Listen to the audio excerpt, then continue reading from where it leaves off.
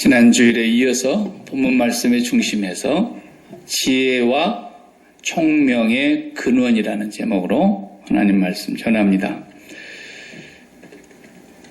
우리가 지금 새벽 시간에는 저희 교회에서는 잠언을 계속해서 보고 있는데, 잠언은 지혜의 책이죠.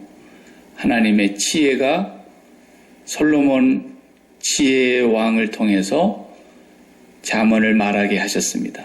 그 잠언을 모아놓은 것인데, 각 장마다 지혜와 명철을 계속해서 강조합니다. 한 장도 지혜를 말하지 않은 장이 없고, 그 구절 구절이 다 지혜로 가득 차 있어요. 그래서 잠언을 읽다 보면은 그 지혜가 결국은 누구냐? 나중에는 지혜를 의인화해서 얘기합니다. 그냥 지혜가 단순한 명사가 아니라 예수님을 지칭하는 지혜를 얘기하고 있는 것으로 뒤에 가서 보면 더 정확하게 드러납니다. 잠언에 제가 한 구절을 대신해서 읽어보겠어요. 잠언 2장인데, 내 아들아, 네가 만일 내 말을 받으며 나의 계명을 내게 간직하며 내 귀를 지혜에 기울이며 내 마음을 명철에 두며 지식을 불러 구하며 명철을 얻으려고 소리를 높이며 은을 구하는 것 같이 그것을 구하며 감추어진 보배를 찾는 것 같이 그것을 찾으면 여호와 경외하기를 깨달으며 하나님을 알게 되리니, 대저 여호와는 지혜를 주시며 지식과 명철을 그 입에서 내심이여 곧 지혜가 내 마음에 들어가며 지식이 내 영혼을 즐겁게 할 것이요 근신이 너를 지키며 명철이 너를 보호하며 악한 자의 길과 패역을 말하는 자에게서 건져내리라. 잠언 2장 서론에서 말씀하신 것인데, 잠언의 내용도 전부 지혜와 총명이에요. 그 내용이 어떻게 하면 우리가 하나님 앞에서 하나님의 지혜를 가지고 살 수 있을까? 그런데 골로새서에서도 잠깐 우리가 다뤘지 않습니까? 지혜가 뭔가? 지혜와 지식의 보화가 다 감추어져 있다 그랬잖아요. 누구에게? 예수님 안에. 그래서 지혜와 지식, 지혜와 총명, 지혜와 명철, 약간씩 표현은 다르지만 크게 다르지 않습니다. 그래서 지혜가 뭐냐? 세상 지혜도 있어요, 물론. 세상 지혜는 철학입니다. 우리가 이제 철학을 영어로 필로소피라 그러죠. 그 두 단어가 헬라어에서 온 단어거든요, 본래. 필레오라는 사랑이라는 말이죠. 거기서 필로라는 말이 왔고, 소피.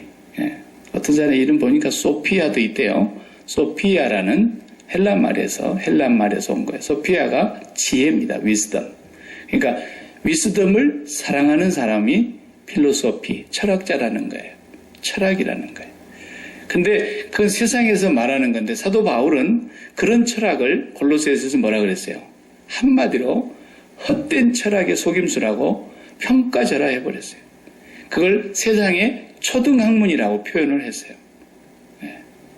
하나님과 거리가 먼 것은 어떤 철학이라도 아무것도 아니다라는 거죠. 그런 헛된 철학의 속임수에 언제까지 우리가 초등학문에 끌려다니면서 살겠느냐고 골로새 교회 성도들에게 그렇게 말했어요. 철학하는 분들 기분 나쁘겠죠? 어쩔 수가 없어요. 그래서 저도 그냥 철학을 무시합니다. 철학을 제가 동양 철학도 좀 배워봤고 서양 철학사도 상당히 많이 배워봤어요. 그런데 철학자 한 사람은 훌륭하다고 다 하는데 성경에서 놓고 보면 아무것도 아니에요. 그죠? 그렇고 그런 거예요. 몰랐을 때는 그냥 교수님들이 누구의 철학사상 그래가지고 굉장한 것처럼 얘기를 하니까 그게 그런가 했는데, 그때는 철이 없었던 것 같아요. 하나님 말씀으로 들어와서 보면은 정말 훌륭한 철학자도 있긴 있습니다만 제른 키에르케고르 같은 그런 실존주의적이고 유실론적 철학자들은 굉장히 많은 영향을 미쳤고 신학 사상에도 굉장히 깊은 영향을 미쳤고 그러는데 뭐 헤겔의 변증법 들어보셨죠? 그런 말들. 네. 사실은 세상 철학에서는 그분의 영향이 굉장히 큰 건 사실입니다. 그러나 하나님 앞에서 볼 때는 아무것도 아니더라고요. 네. 그러니까 지혜가 뭐냐? 이것은 헬라 사람들이 말하는 그런 필로소피가 아닙니다. 성경에서 말하는 지혜, 이것은 히브리적인 사고를 말하는 거고 헬라적인 사고하고는 아주 거리가 멀어요. 근데 대부분의 우리 세계 철학사에서 나오는 그런 내용들은 헬라 철학에서 근원을 두고 있어요. 소크라테스, 아리스토텔레스, 또 뭐 그 외에도 많은 플라톤, 뭐 이런 분들이 다 헬라 철학자 아닙니까? 이게 현대 학문에는 영향을 줬고 사상에 영향을 많이 준 건 사실이고 그렇지만 히브리 사상의 이 성경에서 말하는 지혜하고는 전혀 다릅니다. 우리가 성경을 볼 때 그런 헬라 철학적인 사고를 가지고 성경을 보면 하나님 말씀의 깊이를 거의 다 놓치게 되고 본래의 뜻이 엉뚱하게 해석이 되고 맙니다. 근데 아쉬운 것은 대부분의 신학이 이런 헬라 철학을 기반으로 하고 있는 철학 사상의 구조를 갖고 있다고 하는 것이 굉장히 신학의 또 하나의 맹점이라고 볼 수 있어요. 진짜 하나님의 말씀은 히브리적인 사고를 가지고 보아야만 보이는 것이 있는 거죠. 그래서 오늘 본문의 야고보께서 말씀하시는 이 지혜, 이것은 헬라 철학을 말하는 게 아니고 정말 히브리적인 사고를 말하는 건데 그냥 지혜가 뭡니까? 라고 말하면 저는 그렇게 정의를 내리고 싶어요. 성경적인 정의를 내리라 그러면 삶을 해석하는 거예요. 쉽게 얘기합시다. 우리 삶을 해석해내는 거예요. 뭐 그 삶이 어떻든 좋아요.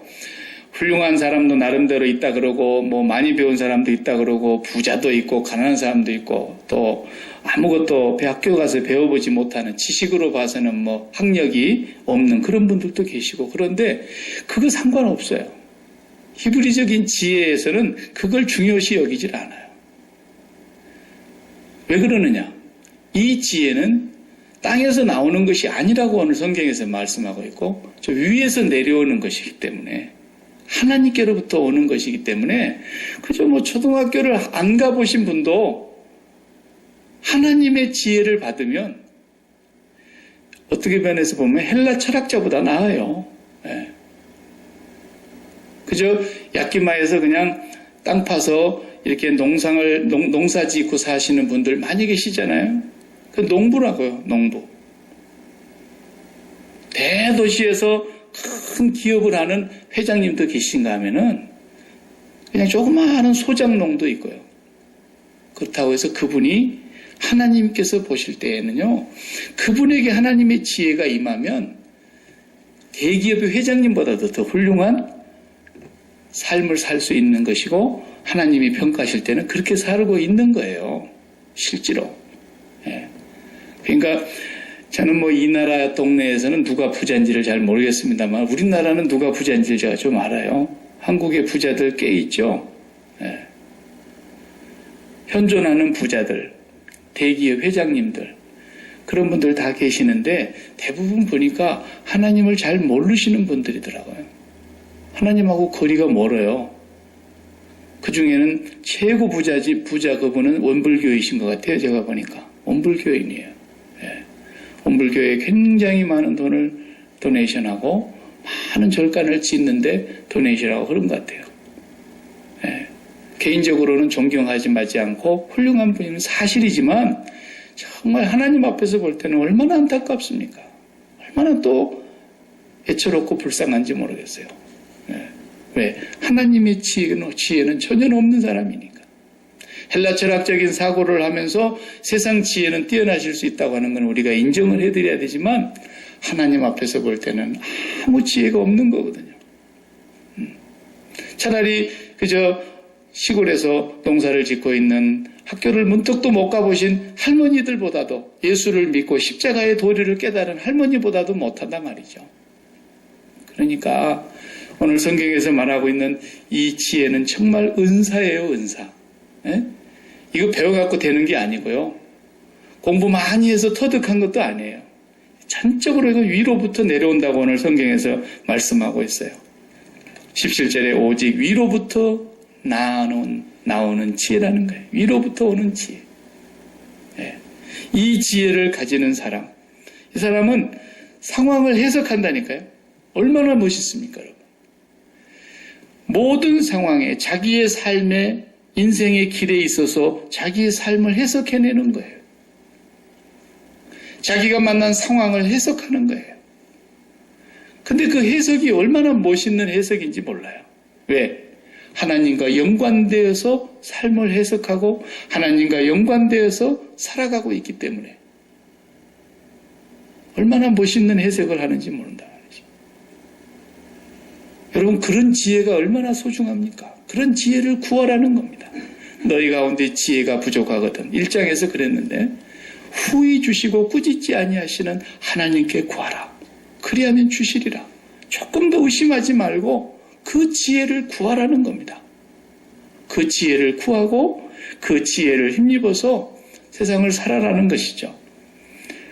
그것이 오늘 약속하신 말씀이고 지난주에 이어서 계속되는 말씀입니다. 이게 또 끊어진 말씀이 아니고 다른 주제가 아닙니다.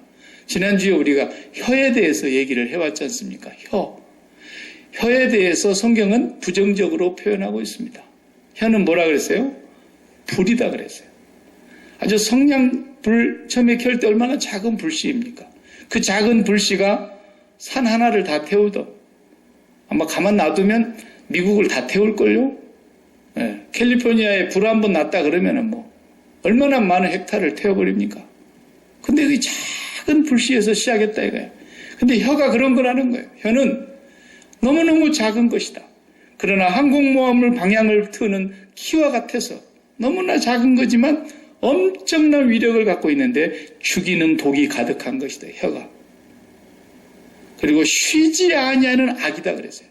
이 세상에 악이 쉬지 않고 돌아가는데 그게 뭐예요? 혓바닥이라는 거예요. 이게 사람의 마음 안에 있으면 생각이고 판단이지만 이게 혀를 통해서 나오면 말이고 언어라는 거예요. 근데 이것이 사람을 죽이는 것이기 때문에 어디서 나오는 거겠어요? 지옥불에서 나오는다 그러지 않습니까? 오늘 여기도 보면은 15절에 이러한 지혜는 위로부터 내려온 것이 아니요. 세상 지혜도 있어요. 세상 지혜도. 근데 이건 위로부터 내려온 것이 아니기 때문에 어떻다 그랬어요? 땅의 것이요, 정욕의 것이요, 귀신의 것이니 그랬어요. 마귀로부터 오는 거예요. 이 세상 지혜도 마귀의 지혜가 뛰어나기 때문에 사람을 속이는 거 아니겠습니까? 아담과 하와가 속임을 당한 것처럼 계속 속고 사는 거예요. 그래서 훌륭한 철학자의 강의가 최고인 줄 알아요.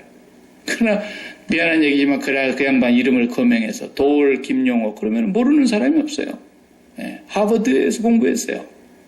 그래도 그 양반 강의 들어보면 제가 볼 때는 미안한 얘기지만 개소리예요. 네.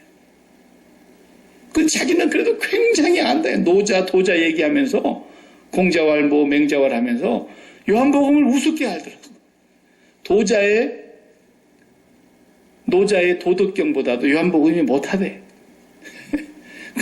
그리고 자기 철학으로 그렇게 얘기를 하는 거예요. 그런 사람이 TV에 나와가지고 EBS 특강에서 강의하고 수많은 사람들이 그 강의를 들어요. 돈 주고. 참, 정말 그러니 하버드 나왔다고 그 지혜가 임하냐고요. 이 지혜는 오직 하나님으로부터서 오는 은사예요.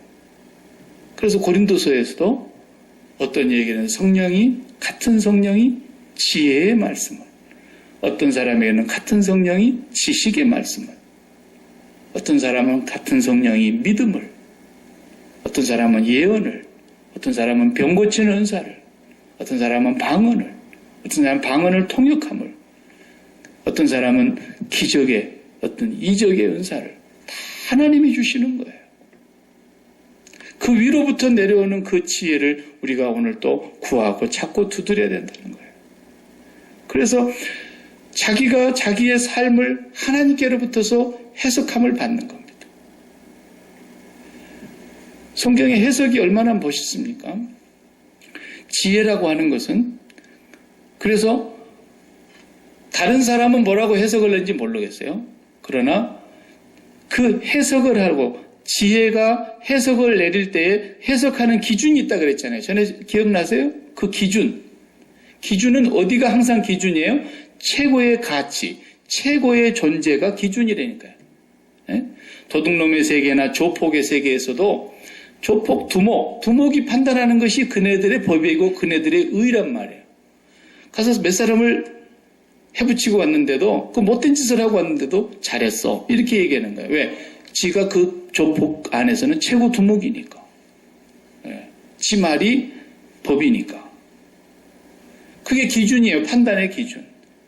그 진리의 세계에서도 최고의 존재, 최고의 가치가 기준인 거예요. 똑같은 지혜를 가지고 분별을 하지만 최고의 존재가 판단하고 최고의 가치를 기준으로 해서 판단을 해 내려갈 때만 올바른 해석이 나오는 거예요. 그러니까 세상에서는 최고의 가치 중에 하나가 돈이라고 할 수 있어요. 황금이에요. 그러니까 돈이라고 하는 가치 기준을 가지고 삶을 해석을 해버린단 말이에요. 인간을 해석해버리려고 그런단 말이에요. 그러니까 돈 많이 버는 사람을 당연히 성공한 사람, 위대한 사람, 거기다 기준을 두고 해석을 해야 되니까 어쩔 수가 없어요. 돈 못 번 사람, 실패한 사람, 이렇게 하고, 저는 완전히 실패한 사람이에요. 세상에서 보면. 그렇죠? 네. 최고의 존재의 최고의 기준을 가지고 가치를 두고 해석을 해내는 것이 올바른 해석인데, 그게 참 지혜인데, 우리는 어디가 최고예요? 하나님이 최고예요. 하나님이 최고의 존재이시며 최고의 가치이시며 우리의 영원한 목적이 되시는 분이십니다. 그분이 판단하고 그분이 해석하는 것만 올바른 지혜라는 걸 우리는 믿기 때문에, 그분이 해석하기까지는, 그분으로 말미암아 해석되어지기 전까지는 아무도 해석할 수 없어요. 여러분, 돈이 없습니까? 누가 여러분을 실패했다 그래요? 해석할 수 없다니까요. 어떤 사람 돈 많이 벌었다고 합니까? 그 사람 성공했습니까? 누가 성공했다 그래요? 하나님께로부터 오는 해석이 아니면 성공이라고 말할 수 없어요. 네. 병들었습니까? 병든 것이 실패한 인생이고 불행한 인생이라고 누가 그래요? 그건 세상에서 하는 말이죠. 그 의사들이 만든 얘기예요. 돈을 잃었으면 조금 잃은 것입니다. 명예를 잃었으면 많은 걸 잃은 것입니다. 건강을 잃으면 다 잃어버린 것입니다. 그 세상이 말하는 철학이에요. 그게 사상이에요. 그러나 하나님께서 네 건강을 잃었으니까 너는 다 잃었다. 그러세요? 하나님이? 그러면 스데반 집사님은 그냥 설교 한 편 하고 두 편도 못 해보고 돌에 맞아 죽어버렸네. 근데 스데반은 자기의 인생을 어떻게 해석합니까? 최고의 분을 그 시간에 보고 있었어요.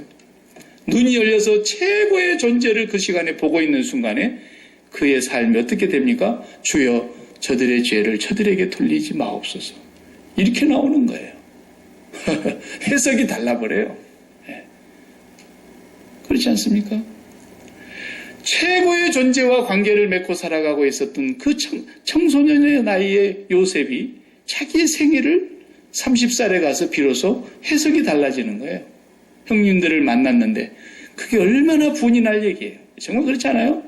분이 나서 이 분을 언제 풀어야 될 거, 그리고 살아야 될 사람이었는데 전혀 그런 모습을 찾아볼 수가 없어요. 그냥 하나님으로부터서 나오는 그 지혜가 자기의 삶을 해석한 거예요. 형님들, 나를 팔았다고 한탄하거나 이제 와서 후회하고 근심하지 마십시오. 나를 판 자는 형님들이 아닙니다. 그러면서 하나님이 우리 민족을 살리시려고 여러분들보다도 나를 앞서서 보내신 것입니다. 해석이 이렇게 멋있는데 말이죠. 왜? 어디서 그런 해석이 나왔겠어요? 어디서 그런 분노가 다 사라지고, 어디서 그런 미움이 다 사라지고, 어디서 그런 해석이 나왔겠어요? 위로부터 하나님과 관계를 맺고 살았기 때문에 삶의 해석이 완전히 달라지는 거예요. 병들었다고 그 사람이 불행한 것이 절대로 아닌데 엉뚱한 세상의 해석을 가지고 하니까 그 사람이 불행한 것처럼 여겨지는 거죠. 아무렴 사도 바울만큼 고통스러운 사람이 있었겠습니까? 예수 믿고. 저는 사도 바울보다 훨씬 더 좋은 삶을, 100배, 1000배 좋은 삶을 사는 사람입니다. 제가. 그러니까 하나님 앞에 할 말이 없어요. 너무 부끄럽고 창피하니까. 뭘 했다 하겠어요. 사도 바울 같은 사람하고 나란히 서가지고 뭘 제가 그분 앞에서 감히 얘기하겠냐. 근데도 그분은 평생 감사했다잖아요. 항상 기뻐했다잖아요. 쉬지 않고 하나님과 대화했다잖아요. 범사에 감사하며 살았다는 거예요. 근데 병까지 짊어지고 살았단 말이에요. 끝까지. 그리고 마지막에는 순교를 당해서 목이 뚝 끊어졌다잖아요. 그런데도 그 사람을 누가 불행한 삶이라고 말합니까? 그는 자기 인생을 해석합니다. 나는 선한 싸움을 싸운 사람입니다. 이제까지 달려올 길 잘 달려갔습니다. 그리고 믿음을 지켰습니다. 이제 후로는 의로우신 재판장이 계시는데 그분이 나에게 분명히 상급을 주실 것이고 나뿐만이 아니라 그의 나타나심을 사모하는 모든 사람들에게 그렇게 하실 것이라고 나는 믿습니다. 응? 그 인생을 해석을 그렇게 멋있게 하는 사람이 어디 있어요? 예? 이게 지혜란 말이에요. 그러니까 하나님 앞에서 이 지혜를 구하고 이 지혜의 은사가 있을 때마다 내가 내 삶을 하나님이 보시는 눈으로 보고 하나님이 갖고 계시는 생각으로 그 생각을 내 생각으로 받아들이면서 내 삶을 해석해 가고 또 어떤 경우는 다른 사람의 삶까지도 해석해 주는 거예요. 그게 성령의 은사이기 때문에. 예. 어떤 사람은 성령으로 말미암아 지혜의 말씀을, 지식의 말씀을, 예언의 은사를 이런 것들이 다 뭐겠어요? 하나님의 마음, 하나님의 생각, 하나님의 뜻을 나의 생각과 뜻으로 받아들이는 거란 말이죠. 그러나 세상 지혜는 정반대로 사는 거예요. 세상 지혜는. 하나님을 택시 운전기사로 고용하듯이 그냥 신앙생활도 변형돼가지고 잘못되면 그렇게 되는 거예요. 여러분 변태 그러면 맨날 어떤 섹슈얼한 얘기를 할 때만 변태라는 얘기를 우리가 사용하기 쉬운데 변태가 뭔지 아세요? 모양이 바뀐 거예요.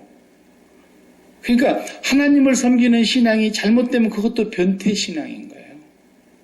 하나님을 사랑해야 되는데 세상을 사랑하고 있어요. 이게 변태지 뭡니까? 에?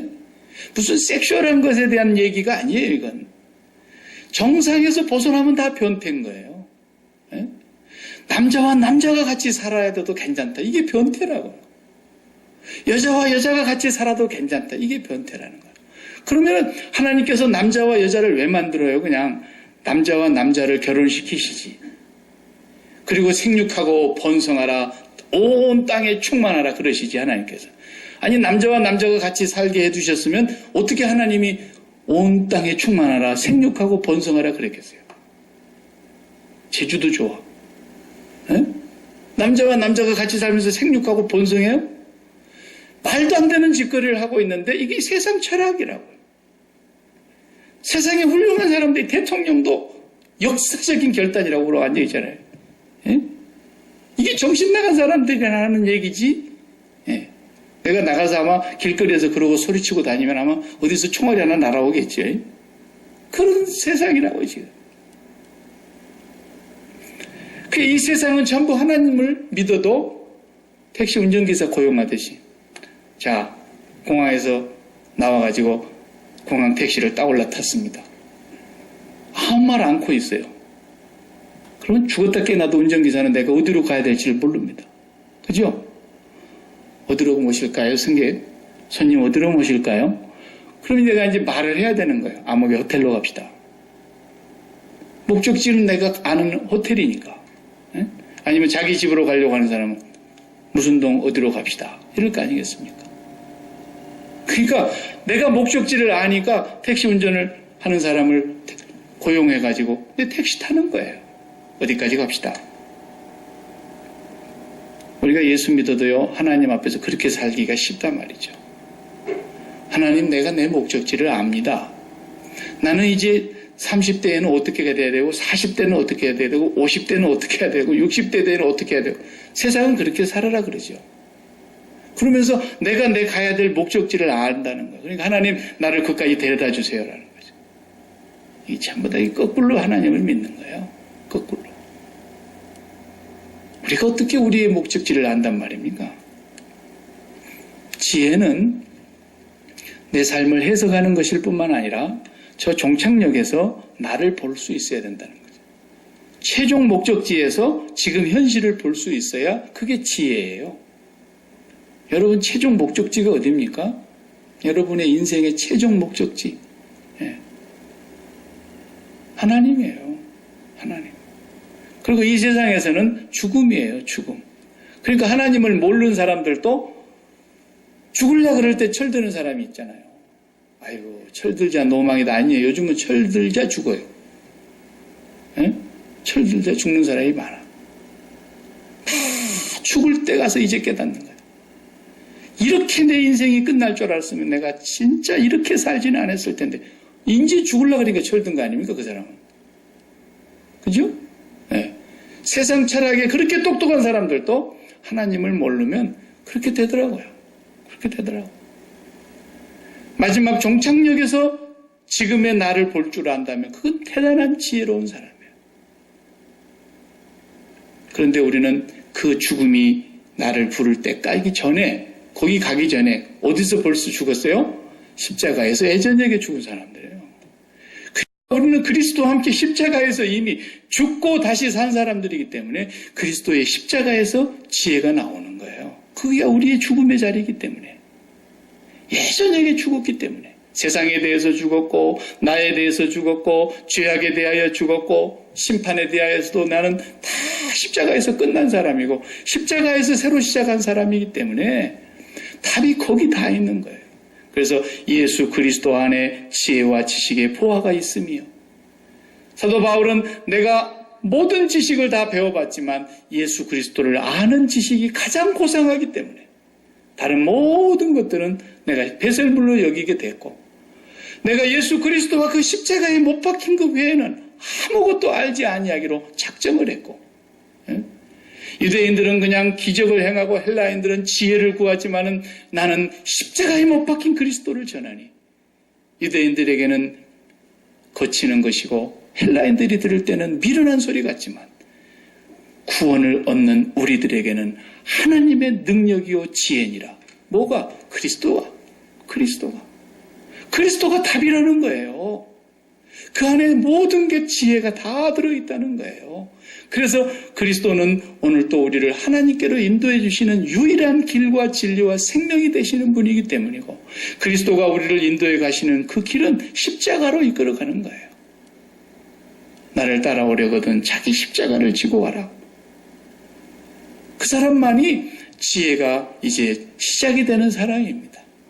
그러기 전에는 끝까지 지혜를 모르고 인생 끝내도만요. 예. 제가 밴쿠버에서 목회할 때 제 옆에 같은 교단에 삼성교회라는 교회가 있었어요. 밴쿠버 삼성교회 그러면 굉장히 좋은 교회예요.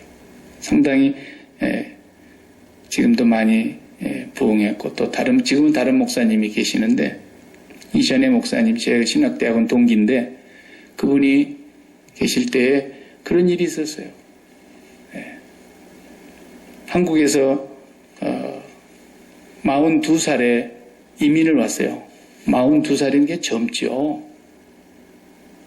제가 만 40에 왔는데 그게 42살에 왔다고요.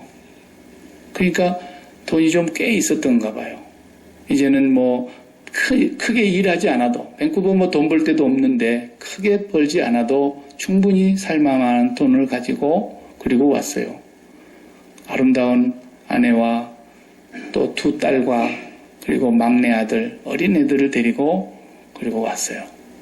그리고 좋은 외제 승용차도 2대 아내 하나 자기 하나 이렇게 해가지고 또 아주 정말 높은 언덕 위에 뷰가 좋은 집을 사서 그리고 아주 행복하게 살았다고요.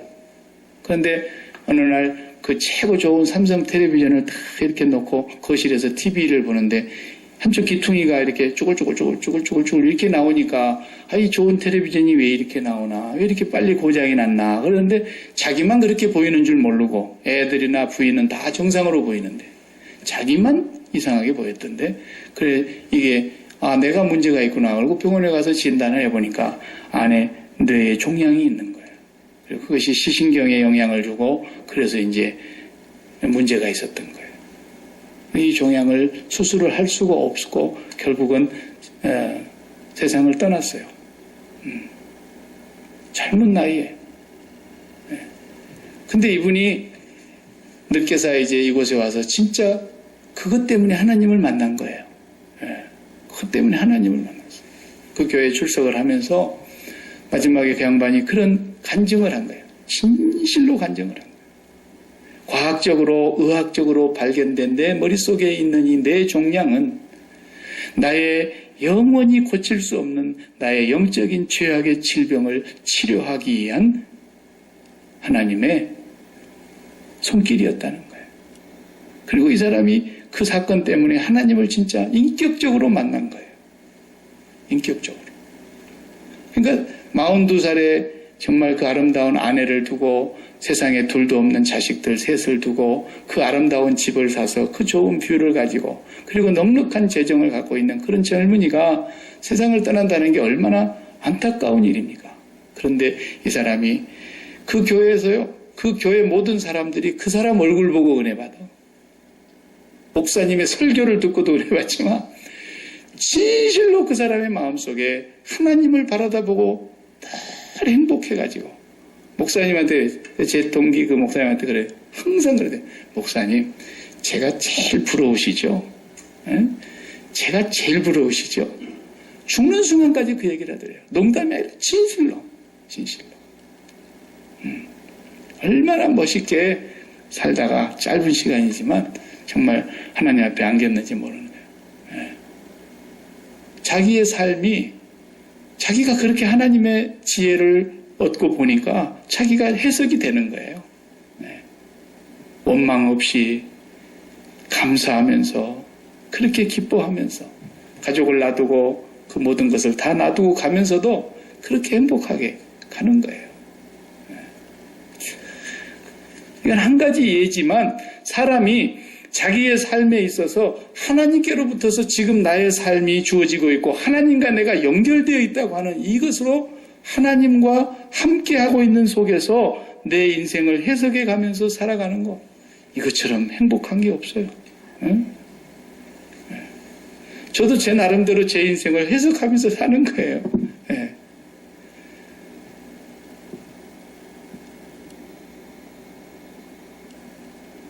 저와 여러분들이 오늘 이 시간에 다시 한번 여러분의 인생을 바르게 해석할 수 있는 지혜가 지워진다면 평생 감사할 거예요, 아마. 평생 감사할 거예요. 감사하지 않을 수가 있겠습니까? 그러나 이 세상적인 지혜를 가지고 보면은 정말 날마다 전쟁이에요. 여기 오늘 그랬잖아요. 시기와 다툼뿐이라고. 시기와 다툼은 무슨 데서 나오는 거예요? 전쟁이에요, 전쟁. 이 경쟁, 피나는 경쟁, 이 다툼. 여기에서 나오는 시기, 이거 보세요. 그러니까 제일 많이 싸우는 데가 어디예요? 제일 똑똑한 사람들이 모인 여의도 국회의사당 같은데, 에? 이런 데가 제일 많이 싸우잖아요. 요즘 뭐하고 싸우는가 가끔 봤더니, 저는 그런 뉴스를 잘 안 봅니다. 이렇게 뉴스 보다가도 정치하는 사람 나오면 그냥 쑥 이렇게 지나가게 해가지고 안 보는데, 가끔 그래도 얼마나 잘 싸우는가 이렇게 보면은, 요즘도 싸우더라고. 국정교과서 하나를 놓고 지금 온 나라가 싸우는 게 둘로 쫙 나눠져가지고 막 싸움을 해야 되는 거예요. 답이 없어요. 그래 우리 김동호 목사님이 이제 페이스북을 가지고 많은 성도들과 이렇게 교류를 하고 또 자기 교회 교인이 아니라도 김동호 목사님 그러면 젊은이들도 많이 좋아하거든요. 저도 그분을 존경하는데 그분이 페이스북에 이제 자기의 기도하던 내용들을 설교도 올려놓고 지금 현안도 올려놓고 근데 요즘 보니까 국정교과서에 대한 자기가 나름대로 기도하고 하나님 앞에서 목사로서 갖는 시각을 써놨어요. 거기다가 보니까 와, 뭐 어제까지는 김동호 목사님을 존경했는지는 몰라도 그걸 써놓으니까 막 김동호 목사님한테 막 악플을 다하는 사람들은 목사나 똑바로 하시오 막 이렇게 하면서 온갖 험담을 하고요. 또 어떤 사람은 정말 목사님 존경합니다. 그러면서 또 쓰고요. 뭐 난리가 아니에요. 누가 뭐 말 한마디만 뻥끗 했다 그러면 양쪽으로 쫙 나눠져갖고 싸움이 벌어지는데 이게 세상의 지혜란 말이에요. 이게. 전부 마귀적이요. 전부 정욕적이요. 전부 이 세상에서 나오는 것들이기 때문에 거기다 대고 뭘 얘기를 하겠어요. 그런데 용기를 내서 그런 글을 막 욕을 먹을 줄 알면서도 쓰는 것을 보면 참 그분도 용기가 대단하세요. 예.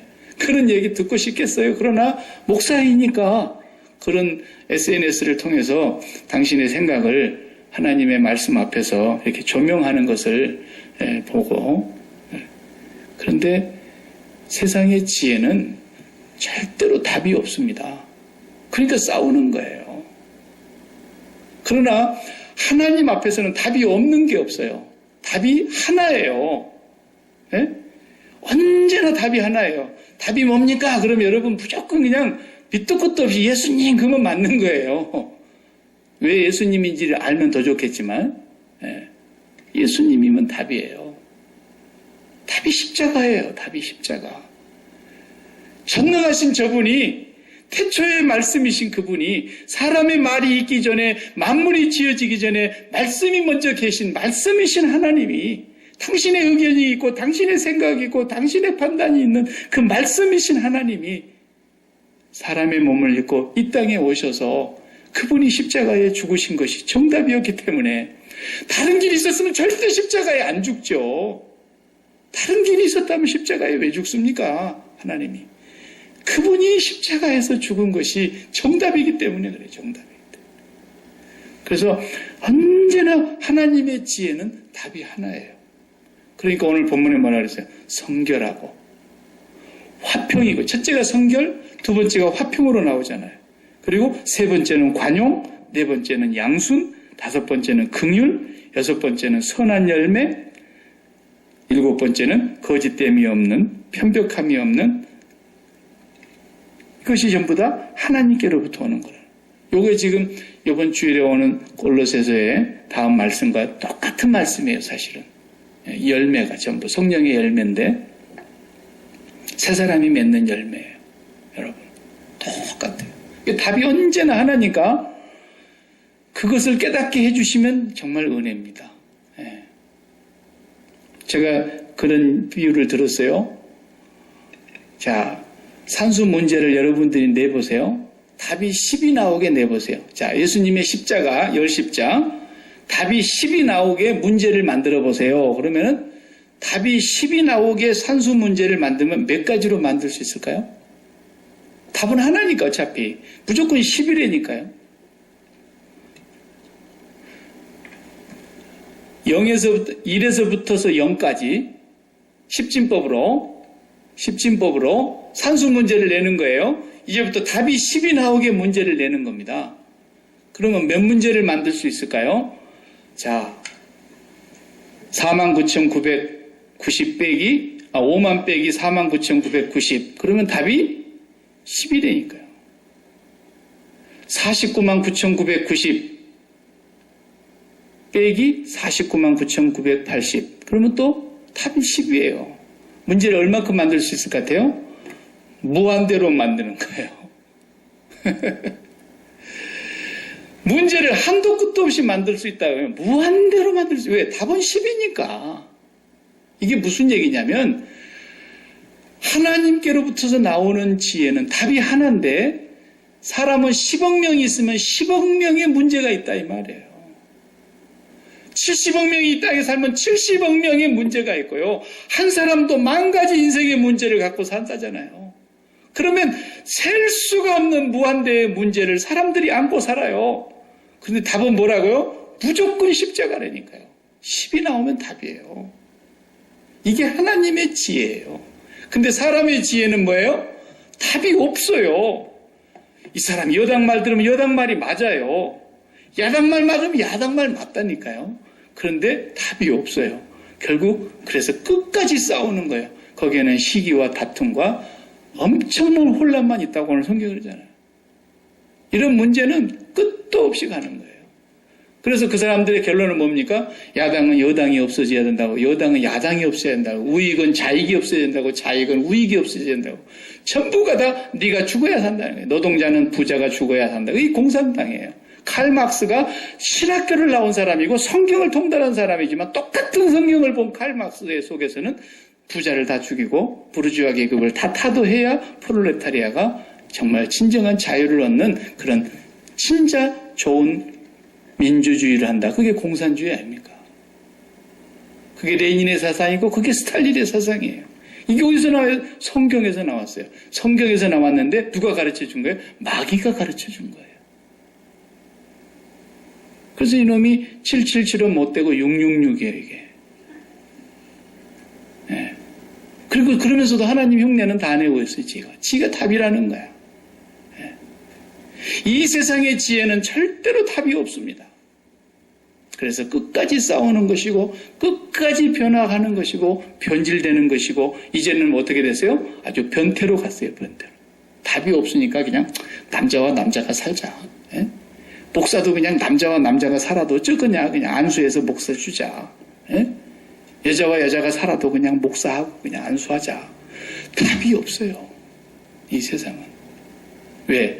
세상의 것이고 정욕적이고 귀신적이기 때문에.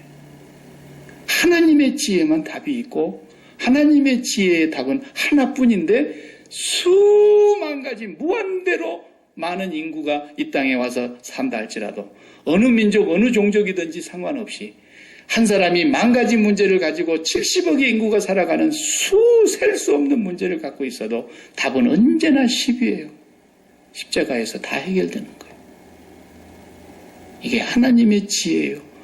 그러니까 사도 바울이 그걸 깨닫고부터서는 내가 이전에 예수 그리스도와 그의 십자가에 못 박힌 것 외에는 아무것도 알지 않냐기로 작정을 했다 그런 거예요. 십자가 안에서 다 풀리더라는 거예요. 여러분 답을 안다고 생각하지 마세요. 욥이 그랬어요. 욥이 제가 참 신학교 다닐 때 좋아했던 그 성경 구절이었어요. 욥기 23장 10절에 나의 가는 길을 오직 그분이 아시나니 그가 나를 연단하신 후에는 내가 정금과 같이 나오리라 그랬어요. 나의 가는 길은 그분만이 아세요. 그러니까 그분만이 답이세요. 그리고 그분에게로 인도하시는 길은 유일한 길 예수 그리스도밖에 없고요. 그 예수 그리스도가 우리에게 제시한 길은 십자가의 길밖에 없어요. 그 길에서 모든 답이 다 풀리게 돼 있어요. 매일 십자가 붙들고 하나님의 지혜를 구해보세요. 내가 답을 알지 못합니다. 그러나 내가 마지막 종착역은 압니다. 내 마지막 종착역은 하나님 아버지가 나의 종착역입니다. 아버지께로 가는 이 길에 나를 인도하시는 분은 예수 그리스도 한 분뿐입니다. 내가 그리스도와 함께 죽었습니다. 나는 이 세상에 대해서 정답을 모릅니다. 그러나 아버지는 아십니다. 그 아버지가 오늘 나를 왜 이곳에 두시고 나를 왜 이렇게 인도하시고 나를 어떻게 여기까지 인도하셨는지 아버지만 아십니다. 아버지의 그 지혜를 날마다 구하시면서 해석을 잘 내리시고 기분 좋게 사시기 바랍니다. 네, 기뻐하시면서 그분은 절대로 실수하시거나 실패하지 않으신 분이라는 걸 믿는다면 여러분의 인생에 대해서 감사하시고 하나님 앞에서 하나님의 지혜를 날마다 구하시면서 영광의 주님을 바라보시면서 그렇게 살아가는 사람, 이게 기도하면서 하나님의 성령의 은사예요. 은사. 네. 저보고 뭐라고 어떻게 해달라고 하지 마세요. 저보고 막 이렇게 꿈에 뭐가 나타났는데 그게 어떠냐고 그러면 저는 그냥 그 옆에 개가 한 마리 같이 지나가더냐고 내가 그 얘기 할 수밖에 없으니까 여러분 기도하시면서 하나님의 지혜를 구하시기를 바랍니다. 기도하십시다.